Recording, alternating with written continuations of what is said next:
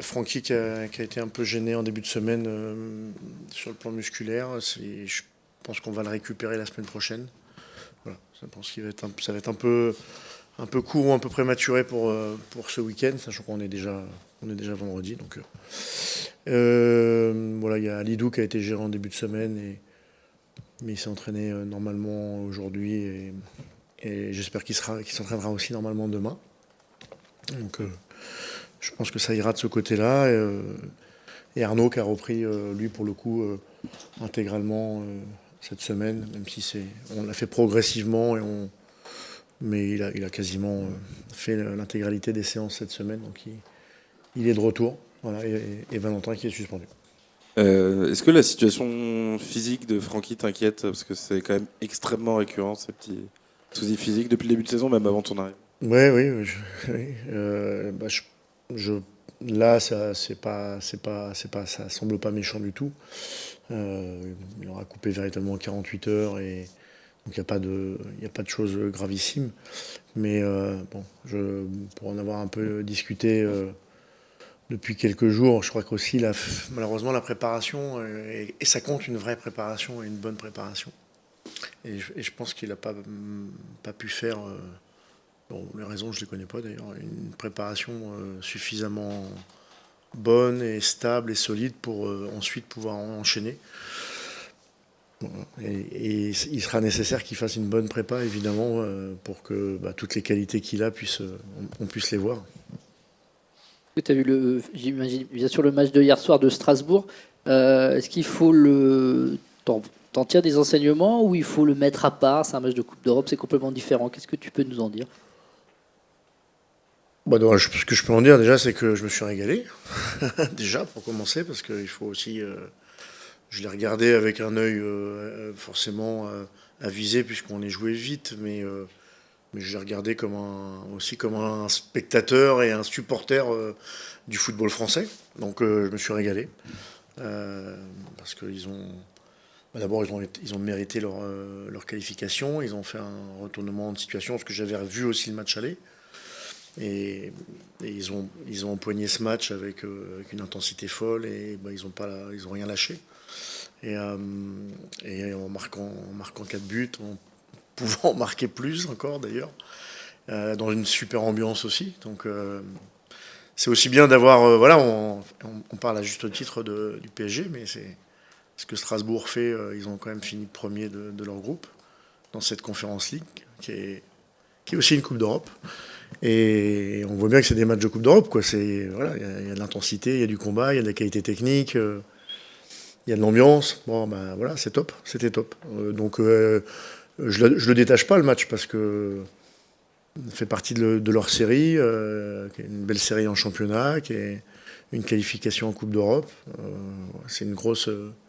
On sait à quoi s'attendre, quoi, aussi de ce côté-là. Là-bas, il se dit un peu que, avec la perspective de cette demi-finale à la fois de Coupe d'Europe et de Coupe de France juste après vous, le championnat pourrait être un peu mis de côté. Est-ce que tu achètes ça ou tu penses qu'ils seront? J'y crois pas une seule seconde. Pas du tout. Pas du tout. Comment tu vois quand même analyser cette équipe? Il faut faire quoi un peu pour les bousculer? Faut être encore plus intense qu'eux parce que là, leur niveau d'intensité, il faut y aller, quoi. Sur l'intensité, je sais pas. Ce qui est sûr, c'est qu'il faut quand même être capable d'y répondre.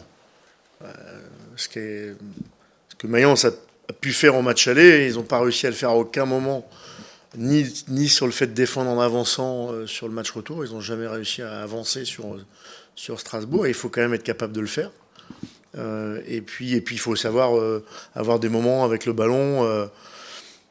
Ou pour aussi faire courir cette équipe un peu plus, et puis ou être très juste sur les transitions quand il peut y en avoir.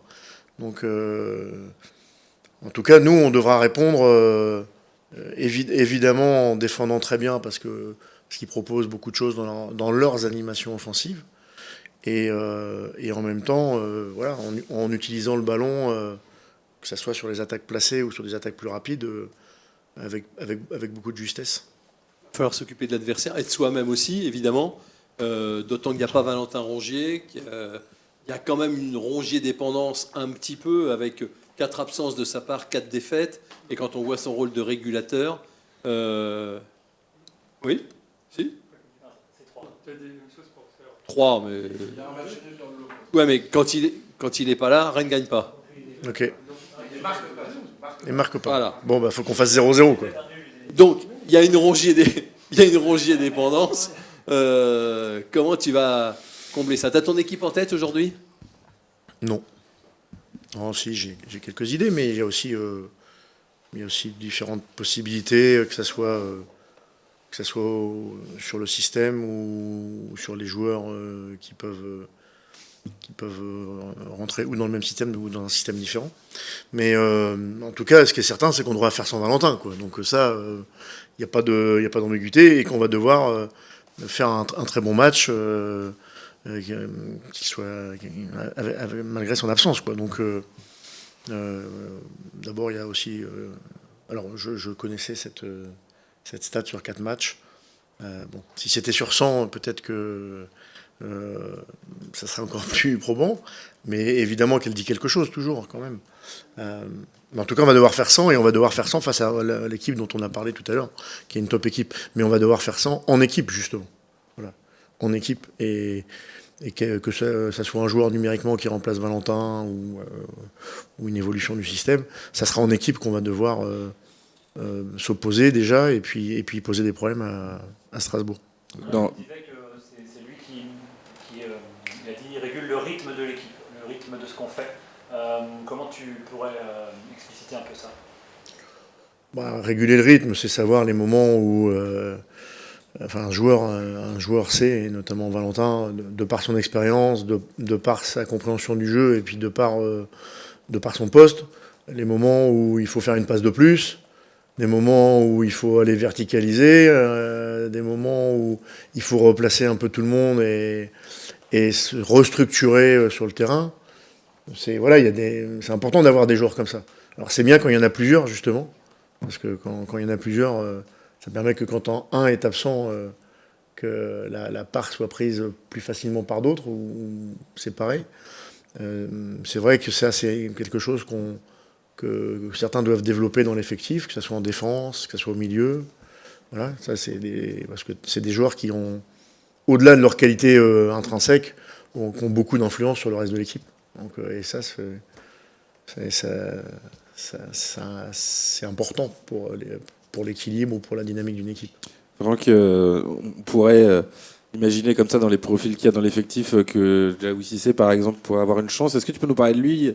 La saison dernière, il était sur une pente ascendante. Il y a eu son Euro Espoir qui a été très bon. Et puis depuis, sa saison de la confirmation, et ça date pas de ton arrivée non plus, fait un peu pchit. Qu'est-ce que tu penses de ce joueur? Qu'est-ce que tu envoies à l'entraînement? Est-ce qu'il est dans les plans? Ce que je vois déjà sur... ça fait 2 mois maintenant que je suis arrivé. Je le connaissais avant, parce qu'évidemment, on observe les adversaires, on observe les équipes, et donc je le connais depuis un moment. Ça conforte ce que j'avais de lui, c'est dans l'utilisation du ballon, il est capable de faire plein de choses intéressantes. Il a un sens de la passe et de la lecture des espaces pour la passe qui est vraiment de très très bon niveau.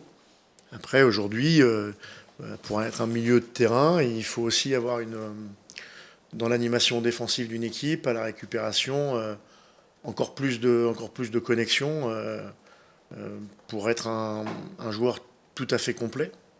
Et c'est son axe de progression, ça c'est une évidence. Si on parle d'un milieu à 2 encore, est-ce que Sébastien Szymanski peut assumer d'être seul, dans un milieu à 2 avec Malik Camara, ce serait pas peut-être le rôle qui met le plus en valeur? Si vous regardez ses matchs avec la sélection polonaise, il est dans un double pivot, dans un système, dans un 3-4-3, oui, mais double pivot. Double pivot, dans un 3-4-3 ou dans un 4-4-2, ça reste double pivot. Donc il est capable d'y jouer, parce que pour avoir regardé ces 2 matchs avec la sélection polonaise, il a plutôt été bon. Donc il est capable d'y jouer, ça c'est sûr, parce qu'il a pour lui la technique et le volume. Donc ça compte, et l'intelligence de jeu aussi. Sur vos 2 dernières victoires, elles sont évidemment logiques, mais il y a eu des moments où il y a eu des trous d'air. On pense aux fins de match à Brest, vous avez tremblé, on pense au deuxième mi-temps par moment contre Angers. Est-ce que tu redoutes, parce qu'il y a bien un endroit où on peut trembler, alors les jambes qui tremblent un peu, c'est à la Méno. Est-ce que c'est un un axe que tu essayes de travailler, de dire voilà, faire en sorte que tes joueurs ne lâchent pas prise comme ça, et une baisse de régime des fois soudaine. C'est dans la tête peut-être, je sais pas, dis-moi. Bah, d'abord, j'aime à le rappeler de temps en temps, mais on joue pas à 11 contre 0. On ne fait pas des oppositions contre des mannequins, quoi. Donc il faut à un moment, il faut le rappeler,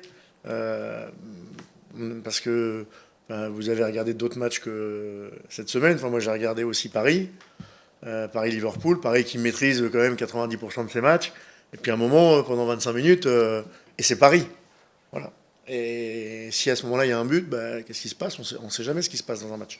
En tout cas, il y a un peu de doute, forcément. J'ai vu un autre match qui était fabuleux. C'est le Real contre Bayern-Real. Bon, pourtant, c'est des équipes de très très haut niveau. Le Bayern maîtrise beaucoup de choses. Et alors, ça veut dire qu'il y a un adversaire, et il y a toujours de la qualité dans les adversaires. On l'a vu ces dernières semaines. Et que parfois, je pense que si on marque le 3e but dans nos occasions du début de deuxième mi-temps contre le SCO, c'est évidemment pas le même match. Et sur leur, on va dire, presque première grosse occasion, sur lequel on est aussi fautif, hein, d'ailleurs, mais ils marquent. Après, ça change beaucoup de choses, quoi. Et notamment sur le plan mental, parfois. Et ça peut aller vite. Brest, dans un match où vous êtes longtemps meilleur que l'adversaire, mais vous êtes à 4-3 et il ne reste plus grand-chose. Eux jouent le Loire-Vatou chez eux. Et donc, ça serait bien de maîtriser encore plus, mais ça passe par la connaissance des principes, par le jeu, mais ça passe aussi par une force de caractère. Voilà. Mais ces 2 derniers matchs, on a peut-être par moments un peu plié à certains moments du match, mais on n'a pas rompu, donc c'est important aussi. Pierre parlait de Simonski. Si on restait dans un système identique, est-ce qu'un garçon comme Glenn Camara est vraiment loin du groupe ou pourrait remplacer Valentin à ce poste-là? Il est pas loin du groupe. D'ailleurs, il est régulièrement dans le groupe et il s'entraîne plutôt bien. Moi, en tout cas, je le découvre pas non plus, mais qu'il le connaît depuis 2 mois et il s'entraîne plutôt bien. Après, Glenn, son temps de jeu sur la saison, c'est 80 minutes. C'est pas depuis que je suis arrivé, quoi. Simplement, sur la saison, c'est 80 minutes. Donc c'est quand même pas simple.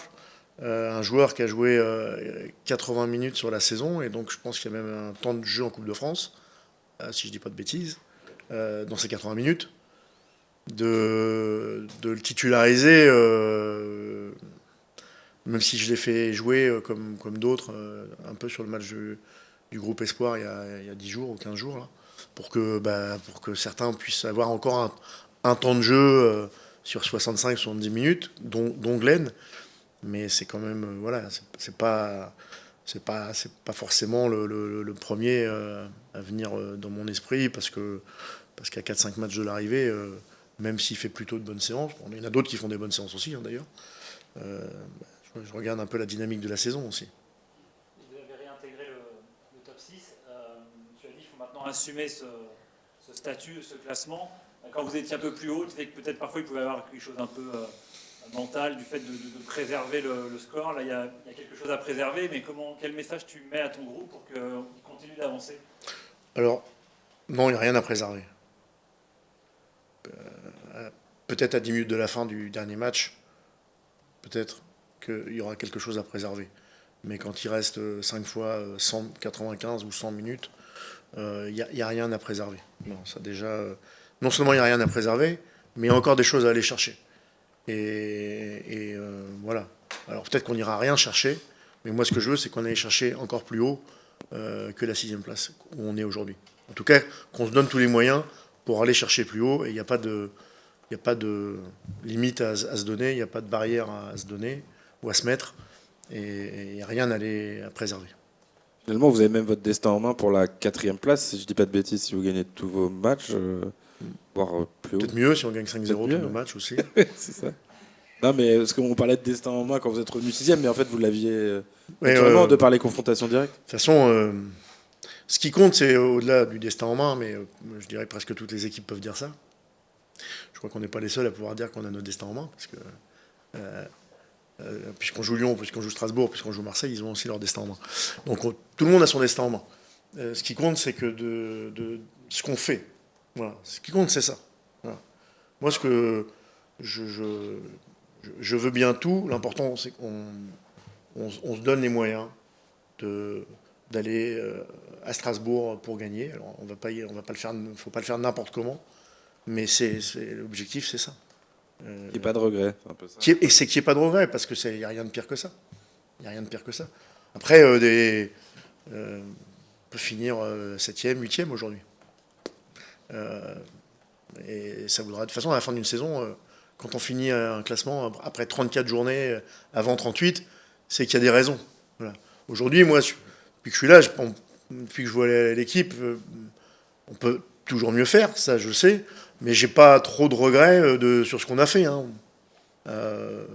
Vraiment, d'abord, notre moyenne de points, elle est, depuis 8 matchs, je considère l'épisode avant que j'arrive, en tout cas depuis 8 matchs, la moyenne de points, elle est voilà.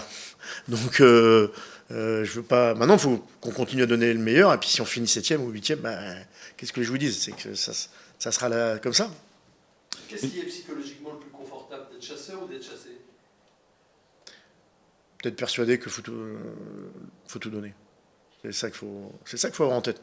Je pense que si pour répondre à la question, ça dépend des équipes en fait. Ça dépend il y a des équipes, quand je dis des équipes, parce qu'il y a des joueurs qui ont beaucoup de maturité, beaucoup d'expérience et sont tout à fait sûrs de leur force et ils préfèrent être devant parce qu'ils sont costauds. Et c'est les autres qui n'ont pas le droit à l'erreur finalement. Il y a des équipes qui ont plutôt besoin d'être un peu derrière et puis de dire bon, de toute façon, on se lâche quoi. Ça je ne vais pas dire qu'il n'y a pas de vérité parce que ça dépend vraiment des personnalités qu'il y a dans les équipes. Juste, En tout cas, jusqu'à maintenant, on est mieux quand on est chasseur, mais je la pousse à ce que, même si on est à la fois chasseur et chassé, donc là on est au milieu des deux, mais je la pousse à ce qu'on soit, en tout cas qu'on montre notre vrai visage dans les deux aspects, quoi, sur les deux aspects.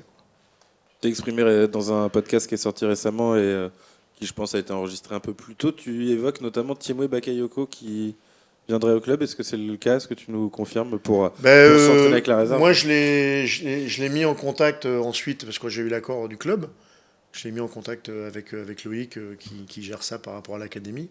Mais j'ai pas eu de retour, c'est vrai, depuis 8-10 jours. Donc, je l'ai pas vu en tout cas. Je l'ai pas vu en coup. L'idée, c'était qu'il puisse s'entraîner sur la fin de saison collectivement avec le groupe Espoir. Et en même temps donner des... D'abord, s'il le fait, c'est qu'il a envie de le faire, pour lui. Et puis en même temps, je pense que pour les jeunes de l'académie, d'avoir... alors, beaucoup s'entraînent régulièrement avec nous, mais d'avoir un joueur comme Thiemoué qui s'entraîne au quotidien avec eux, ça serait une bonne chose. Mais je ne sais pas si ça s'est fait et je ne sais pas si ça va se faire. Bonjour Brian. Bonjour. J'imagine que tu as regardé peut-être hier votre adversaire de dimanche. Qu'est-ce que tu as pensé de cette équipe de Strasbourg et d'expérience? À quoi tu t'attends après un exploit comme ça de leur part? Non, bonjour. Après, félicitations à eux. C'est un spectacle, c'est un beau football. Tout ce qu'on attend d'une équipe de la qualité. Ils ont fait un super match. Match aller, il y a ces aspects qu'on a aussi regardé, qu'on savait qu'avec le public, avec l'intensité que tu peux voir en Allemagne, ça peut être difficile, mais ils ont très bien réagi. Ils ont changé des trucs, ils étaient variables. Comme j'ai dit, dans la première seconde, déjà dans la deuxième mi-temps, à Mayence, ils ont fait des changements qui étaient très intéressants. Et là, ils ont validé ou bien ils ont continué ou ils se sont arrêtés à Mayence. Et je crois que la qualification était plus que méritée. Peut-être un match difficile à préparer parce que eux ont leur demi-finale de Coupe de France aussi mercredi d'après. J'imagine que ça pourrait beaucoup tourner. C'est difficile un peu de votre côté à s'attendre à vraiment préparer un plan contre eux. J'espère. On ne peut pas influencer ça, mais on doit regarder ce que nous, on peut influencer en tant que groupe, en tant que joueur. On sait qu'ils sont dans un nuage, mais comme je dis, c'est une équipe avec beaucoup de qualité, avec aussi déjà de l'expérience. On sait qu'ils sont très très jeunes. Mais ils font des très bonnes choses. Ça fait 2 ans maintenant, donc Ouais, on sait que c'est un match difficile. Dès le début, s'ils gagnaient ou ne gagnaient pas. Et comme vous avez parlé, sont dans un nuage. Donc ça peut être aussi en plus mentalement de se dire que on est dans tous les trois objectifs. Ils savent qu'ils sont derrière nous. Donc c'est un peu une sorte de petite finale aussi pour eux, pour s'accrocher. Et après, comme je dis, moi j'espère qu'ils vont nous laisser ce match pour se reposer mardi. Mais nous, on va essayer de se concentrer sur nous, sur nos forces, sur ce qu'on a fait ces dernières semaines de très positif. Essayer de minimiser nos erreurs aussi. Et ouais. Est-ce que vous n'êtes pas plus à l'aise à l'extérieur qu'à la maison finalement? En tout cas sur les quelques dernières semaines, ça se vérifie un peu, non? Euh, ouais, je peux comprendre la tendance, mais je trouve que ici à la maison, on a quand même manqué de bons trucs, notamment le dernier match. Je trouve que pendant 60, 65 minutes, 70 minutes, on était costaud. C'est vrai qu'on n'a pas réussi à tuer le match. Et après, j'ai toujours dit, on a un public très exigeant. Souvent un peu dur avec nous, mais toujours, jouer toujours à la maison, c'est toujours en plus. Ça doit être en plus pour nous. Et on va essayer dans un sprint final. Il n'y a pas de maison, il n'y a pas d'extérieur. On veut juste gagner les matchs. Donc du coup, il ne faut pas trop qu'on se bascule dans des hypothèques. Il faut juste vraiment se dire que match par match. Et c'est bien. À l'extérieur, on a toujours le support. À la maison aussi, c'était presque toujours guichet fermé. Et on se réjouit tout le temps aussi de jouer à la maison. Et ce changement de système où Rennes est repassé en 4-4-2, où tu es associé à Esteban devant, comment tu le vois? Comment ça fonctionne? Qu'est-ce qui manque peut-être encore? C'est quoi ton avis? Non, c'est très hybride. Je trouve que sur les 2 derniers matchs, on s'est créé énormément de occasions. On a marqué, ce qui est aussi bien.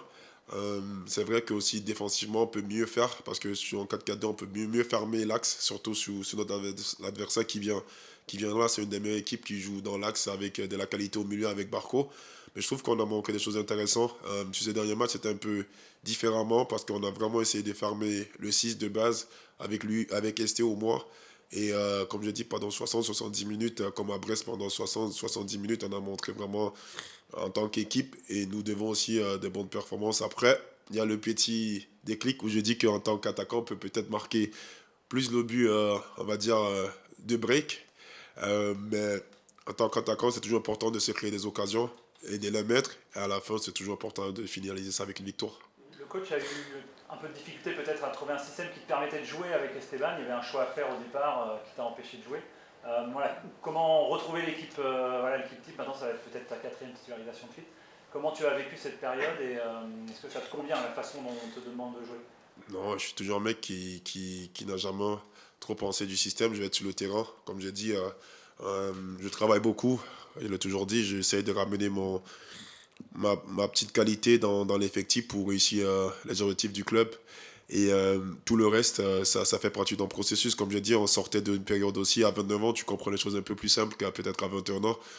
On sortait d'une période difficile où on a changé le système, dû à une blessure de moi, du genou contre Lens. On fait un super match contre Paris, on enchaîne dans les victoires. Je suis le premier à le dire, s'il faut rester comme ça, on gagne 15 victoires de suite, je reste sur le banc. C'est pas un sport individuel, c'est un sport d'équipe. Mais après, de l'autre côté, je suis compétiteur. Je travaille pour être sur le terrain. Comme je dis, je suis payé pour ça aussi. Et on n'est jamais vraiment content qu'on est sur le banc, mais ça facilite quand on gagne. Il y avait quand même de la discussion avec le coach, j'imagine. J'ai cru voir, il a dit que tu étais dans le groupe des cadres, celui qu'il voit régulièrement. Vous avez continué à discuter même pendant cette période où tu jouais à tête, non. Vraiment, à tête, non. Parce que, comme je l'ai dit tout à l'heure, le plus important, c'est toujours la victoire de l'équipe. Mais c'était un honneur qui m'a mis dans ces cadres, qui m'a fait confiance. Donc, pour moi, c'était jamais un problème de coach ou Brel. C'était juste la dynamique d'équipe, elle était trop bonne et il faut la respecter. Et être là quand on a besoin de moi. Et c'est ce que j'essaie de faire, de ramener le petit plus pour qu'à la fin de cette saison, on peut célébrer tous avec un bon objectif. J'ai une question aussi. L'année dernière, à tes côtés, Mika Biarret a beaucoup marqué. Il marque un peu moins cette année. Cette année, à tes côtés, Esteban Le Paul est en tête du classement de débuteurs. Est-ce que quelque part, t'en tires quelque chose? C'est pas tes stats à toi, mais est-ce qu'elles veulent pas aussi, elles te valorisent pas quelque part finalement les stats de tes partenaires d'attaque? Non, j'espère. J'ai toujours dit, depuis que je suis là, je suis offensif. Je veux que tout le monde marque. Quand on voit peut-être l'action contre Brest, même cet hors-jeu où on monte 2 contre 1 avec Esteban, j'essaie de la décaler. C'est mes caractéristiques. Je suis un gagnant. Quand je dis, sur le terrain, j'ai envie de gagner. Si c'est moi qui marque, c'est Brice, c'est Esté, Je suis content. C'est vrai que c'est toujours quand même beau de marquer et aussi célébrer. Mais vraiment, je ne me concentre pas sur les buts. Je ne me focalise pas sur le but. Je me concentre sur comment ouvrir l'espace, comment aider mes collègues à trouver des solutions, comment aider mon équipe aussi en défensif. Je sais que c'est toujours par la performance que tu serais, on va dire, payé à la fin. Et comment tu penses que tu vas aider ton équipe en l'absence de Valentin Rongier? Ça inquiète pas mal de gens parce que à chaque fois qu'il a été absent, Rennes a perdu. C'est un vrai régulateur. Il ne sera pas là à Strasbourg. Comment faut faire en son absence? Mais Val, déjà, de 1, c'est un très grand jeu, il fait une très grande saison. On va pas se cacher, il est très important dans notre système, surtout dans ses points de basse. Euh, Si j'étais à Strasbourg, je serais vraiment aussi content que Val n'est pas là, mais après, de l'autre côté, il y a plusieurs joueurs qui veulent prendre ce rôle. Il y a Seba, il y a Ludo peut-être, il y a Madi qui est là, qui a aussi de l'expérience. Il y a Jawi qui est là, qui a faim.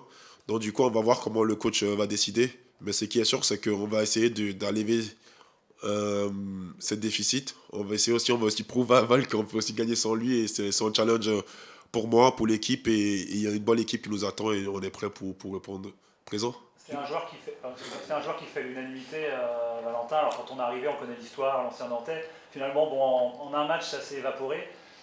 Il est vraiment très important aussi dans la vie de groupe et dans ce qu'il amène dans le côté compétiteur et dans son expérience. Oui, je trouve que comme l'a dit tout à l'heure, Val, il ramène beaucoup des aspects qu'on voit pas aussi. Mais surtout sur le terrain, je crois que c'est lui qui gère notre rythme. Et je trouve qu'il est aussi, j'essaie un peu souvent de le comparer avec Chaka. C'est des mecs qui sont très très chiants à jouer. Moi, en tant qu'attaquant, j'essaie toujours d'analyser aussi le 6. Et Val, il se bouge vraiment dans les zones, on peut dire des blind zones où il se cache derrière l'attaquant pour aider à nos gardiens ou nos défenseurs de sortir la balle. Après, il est très présent aussi offensivement et il a la bonne mentalité. Comme je dis, c'est pas simple, mais derrière, on a un groupe qui est capable d'apaiser ce manquement et je fais confiance à tout le monde. Et comme je dis, c'est chacun un peu de son rôle de prendre cette partie et après de l'abondir en tant que groupe et vraiment de réussir, vraiment de gagner son Val aussi. Je crois qu'il serait content aussi. Ouais, tu disais tout à l'heure, quand on parlait de la différence domicile-extérieur, qu'ici le public était un peu exigeant. Je reviens là-dessus parce que la stat est sortie l'autre jour. Vous avez le 3e meilleur total de points de l'histoire du club après 29 journées. Et pour autant, c'est vrai que des fois, il y a ces petits sifflets. Est-ce que ça génère parfois de l'incompréhension chez vous, les joueurs, dans le vestiaire? Non, pas l'incompréhension, c'est juste un truc, on veut déclencher un truc. Il faut pas me comprendre mal, j'ai aussi eu des soirées ici où ils étaient impeccables, ils nous ont poussé. Il y a des moments difficiles aussi où ils étaient là. Mais c'est vrai que souvent, quand on mène 2-0, comme là le dernier match, et notre gardien a le but, et c'est peut-être avoir le plan de jeu, c'est pas toujours compréhensible, on va dire, sur le côté, mais où on va attirer des gens et tu sens qu'il veut vraiment qu'on se lâche, on va à 90 minutes en plein tempo, ce que nous aussi en tant que joueurs on veut aussi, mais souvent il y a des moments où il faut gérer le tempo et non, c'est un public qui est très positif, comme j'ai toujours dit, le public breton ils sont honnêtes. Et il nous pousse c'est le 12e membre, mais je serais le dernier à dire que jouer à la maison, c'est pas en plus. Toi qui as vécu des fins de saison décisives dans le dernier sprint, comme ça, qu'est-ce qu'il faut redire? C'est quoi les ingrédients qu'il faut avoir? Qu'est-ce qu'il faut éviter pour ne pas se rater? Qu'est-ce que tu en retiens de ton expérience? Je pense à Monaco l'année dernière déjà. Oui, énormément. Et il faut être calme. Il faut regarder vraiment sur soi-même. Parce que la Ligue 1, comme je l'ai dit toujours, c'est un championnat très difficile. Un championnat qui piège beaucoup des équipes. Et après, il faut donner. Il faut donner le sprint final. C'est vraiment important d'être unis en tant que groupe, en tant que club. Je dis toujours ça à mes coéquipiers. Là, c'est pas important si tu as joué 7 matchs, 10 matchs, 3 matchs, 40 matchs. Là, c'est vraiment encore 4 semaines où on se serre le coude, ou bien 5 semaines. Et chaque minute que tu es sur le terrain, ou bien que tu peux jouer ou pas, est importante pour le groupe. Et quand tu as une préparation difficile, tu as une longue saison de haut débat et tu as 4 semaines de l'objectif, c'est pas loin, mais il faut aller chercher. Il faut aller chercher, sinon, comme j'ai dit, tu as travaillé pendant 8-9 mois pour rien. Et là, tu as 4 semaines d'avoir un exploit, pas un exploit, parce que je trouve que ce club, il mérite d'être en Europe. Mais t'es là et tu as fait le job. Et les 4 semaines, il vient super vite. Le temps, il court. Et ce serait dommage de regretter après ces 4 semaines. Le coach disait il y a 2 matchs après le 0-0 contre Metz qu'il voulait un peu que le groupe se lâche, qu'il montre un peu plus de caractère. Est-ce que tu trouves que sur les 2 matchs, là, tu sens que le groupe est peut-être encore plus libéré et a montré justement de la personnalité? Oui, je trouve que surtout sur le premier but de Brest, on sait qu'à Brest, c'est pas difficile, c'est difficile de gagner, désolé, c'est difficile de marquer 3 buts. On est mené sur un but un peu, on dit gag, et la réaction de l'équipe dès les premières minutes était super. Les retours de mi-temps, ils sont très importants. C'est vraiment cet aspect de se dire vraiment chaque seconde compte, et tu peux décider le match avec une action, mais tu peux aussi le perdre, donc c'est vraiment d'être conscient des 2 phases, offensif et défensif. Ouais, j'ai posé la même question à Moussa la semaine dernière. Tu devrais jouer la Coupe du Monde. En tout cas, tu as un cadre de ta sélection. Évidemment, c'est le sélectionneur qui fera ses choix. Mais comment on fait dans ces moments-là, là, quand on est en fin de saison en club? Est-ce qu'on garde cet objectif en tête quand même pour se motiver, ou est-ce qu'au contraire, il faut peut-être y penser le moins possible et attendre que ça arrive? Moi, honnêtement, je suis un mec qui vit jour par jour. J'y pense même pas. Peut-être souvent c'est bête. On m'a toujours reproché sur le passé, notamment mon sélectionneur, qui se disait tu peux pas te jeter comme ça avant un tournoi. Mais je pense que, comme je l'ai dit, tout ce que tu aspires dans le futur, il faut le créer dans le moment. Et prendre la confiance ici, passer de l'avant. Et après, tout ce qui va se passer après l'été, ça, j'ai le temps de réfléchir. Mais j'essaie de vivre le moment, d'apporter et de réussir nos objectifs ici. Après, on va s'asseoir en été, on va réfléchir avec la Suisse ce qu'on va vouloir faire. Et après, je vais essayer de ramener le même truc. Mais vraiment, penser à la Coupe du Monde d'aujourd'hui, d'un, ça serait bête parce qu'on ne sait pas si elle aurait vraiment lieu avec tout ce qui se passe dans le monde. Et ici, on a un très beau challenge qui nous attend, et il y a des matchs difficiles qui nous attendent. Donc, ça serait vraiment bête de gâcher son énergie trop lourd.